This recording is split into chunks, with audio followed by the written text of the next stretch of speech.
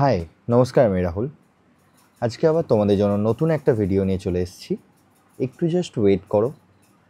আমরা কিছু একটা নতুন জায়গা নিয়ে আমরা একটু তোমাদের কাছে আনতে ভালোবাসি এবং তোমাদের কাছে অনেক কিছু প্রেজেন্টেশন করার চেষ্টা করছি। তো তোমরা একটু সাথে থেকো, পাশে থেকো। ভালো লাগলে অবশ্যই বলো, কিন্তু লাইক, কমেন্ট, সাবস্ক্রাইব করতে ভুলো না। আর ফেসবুকে দেখে থাকলে ফলো করে দিও। আর দেখো এবার ব্লগটা কেমন হচ্ছে, কিন্তু অবশ্যই কমেন্ট করো, ঠিক আছে? চলো স্টার্ট করা যাক আমাদের ব্লগ। চলে এসেছি ডোমজুর ইস্কন মন্দির। চলো দেখা যাক। জয় শ্রীকৃষ্ণ। জয় শ্রীকৃষ্ণ। আর এসে গেছে মা, বাপি আসেনি, ভাই এসছে, মামি, বৌদি। জাস্ট আমরা নিজে তো উপভোগ করছি চোখটার, তোমরাও একটু উপভোগ করো। পুরীর আদলে তৈরি আমাদের ডোমজুড়ে ইস্কন মন্দিরটি। জাস্ট দেখো, আমি অনেকটা চেষ্টা করেছি বলার, বোঝানোর। একটু তুমি দেখো, তোমরা দেখো তো, আর তোমরা এনজয় করো। এখন তিলক পরা হচ্ছে, জাস্ট দেখো।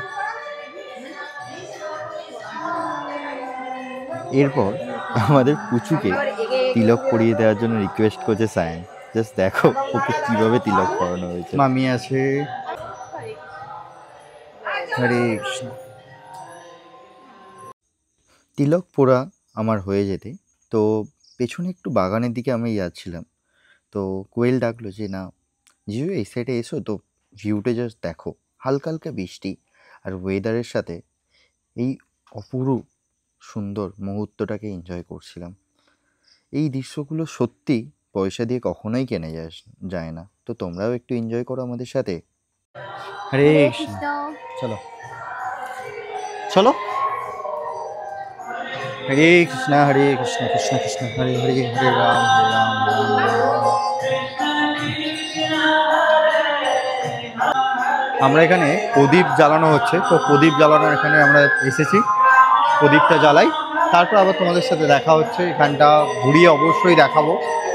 আমি হালকা রাধা কৃষ্ণর মূর্তি আছে এখানে, বাট দেখানো হয়নি। ওটা ফুল যদি আজকে খোলে অবশ্যই। পায়েল প্রদীপ নিয়ে নিয়েছে, মা, মামি সব প্রদীপ জ্বালিয়ে নিয়েছে। এটা আমার জন্য।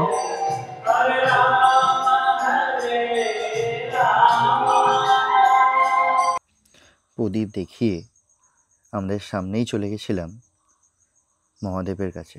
মহাদেবের কাছে দর্শন করে আমরা জাস্ট একটাই প্রার্থনা করেছি সকলেই, যে এই বছরটা অনেকের কাছে অনেক রকমভাবে ভালো আর অনেকের কাছে অনেক দিক থেকে খারাপ।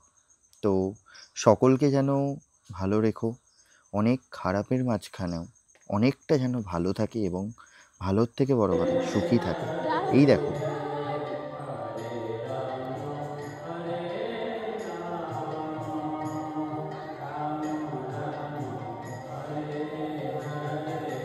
তোমাদের বলেছিলাম রাধাকৃষ্ণ যদি খোলে, দর্শন যদি আমাদের দেয়, অবশ্যই তোমাদেরকে দর্শন দেওয়া বোন।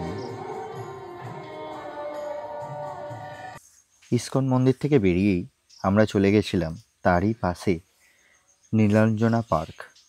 অনেকটাই ফেমাস আর অনেকটাই উন্নত একটা পার্ক। ডোমজুরের বুকে আশা করি এর থেকে ফেমাস আর কিছু নেই। অনেক কিছু হয়তো থাকতে পারে, বাট পার্কের মধ্যে এটা অনেকটাই ভালো আর ফেমাস। এখানে টিকিটের মূল্যটা জিজ্ঞাসা করতে বললো 30 টাকা। তো আমরা টিকিট কাটলাম, কেটে গেটের মধ্যে প্রবেশ করলাম। আর এবার দেখো এনজয়টা শুধু, সবাই মিলে প্রচুর হাসি মজা আড্ডা অনেক কিছু হয়েছে আমাদের। এই পুচকু প্রচুর বিরক্ত করছিল, তো আমরা তাকে নিয়ে কোলে কোলে চলে গেছি। এবার কি বলবো বলো, সাহেল অনেক কিছু বলার চেষ্টা। আমরা অলরেডি দেখতে আরম্ভ করে দিয়েছি নীলাঞ্জনা পার্কে। এবার আরো কিছু দেখবো, চলো তোমাদের দেখাই। কি বলছিলাম? থরকে দেখাচ্ছিলাম, থর ওদিকে আছে। চলো দেখা যাক তাহলে। এখানে আছে হাল্ক, থ্যানস। এই যে দিস ইজ বিশ্বজিৎ। ওইটা না, ওইটা যেটা শুয়ে আছে, ওইটা যেটা শুয়ে আছে। গোলু পায়েল। আরে মুখটা পার্কে সবাই মিলে আসা হয়েছে, এনজয়টা করে নাও সবাই আর দেখে নাও। দেখো ওখানে হ্যাঁ সত্যি আচ্ছা চলো। কল মে দিদি প্লিজ সবাই ছবি তুলছিল, তার মাঝখানে চিৎকার চেঁচামেচি করে যা আর কি, চিলড্রেন পার্কের মধ্যে ঢুকে যা করছে, এরাই বাচ্চা হয়ে গেছে রীতিমতো। দোল্লায় দেখো না, দোল্লায় চেপে এক এককার করে দিচ্ছে। আর একজন আছে, দাঁড়াও, এই দেখো তাকে আবার বের করে দিয়েছে জানো। আপনার কেমন হয়েছে দেখো, কি লাগছে বলে যে সব। চিলড্রেন পার্ককে বের করে দিয়েছে? আমাকে মোটা বের করে ওইদিকে না, তোকে মেয়েটাকে বের করে ও দিয়েছে বড় কিন্তু। আমি ছোট তোকে কিন্তু বের করে দিয়েছে, তাহলে ও মানলো কিন্তু ও ছোট। দেখো এবার এদের অবস্থা, জাস্ট বাচ্চাদের জিনিস নিয়ে রীতিমতো মারপিট লাগিয়ে দিয়েছে। এরা বলছে আমাদের কার কত ওয়েট এখানে মাপবে। এদেরকে কেউ বোঝাও, এখানেতে ওয়েট মাপার জিনিস এগুলো নয়। চলো, কিছু করার নেই, আমার ক্যামেরা তো নিয়ে যায়নি, তো মেমোরি তো শেষ, তো কিছু ছবি আর ভিডিও নিয়ে এখানেই শেষ করলাম। ভিডিওর সাথে ছবি দেওয়াটা কেমন কেমন লাগে, বাট সবাইকে তো এক ফ্রেমে আনতে পারিনি, তো দেখে নাও কিছু ছবি। আর হ্যাঁ, তোমাদের আবার একবার বলছি, ভিডিও কেমন লাগলো অবশ্যই জানিও। চলো টাটা, বাই বাই, আবার দেখা হচ্ছে।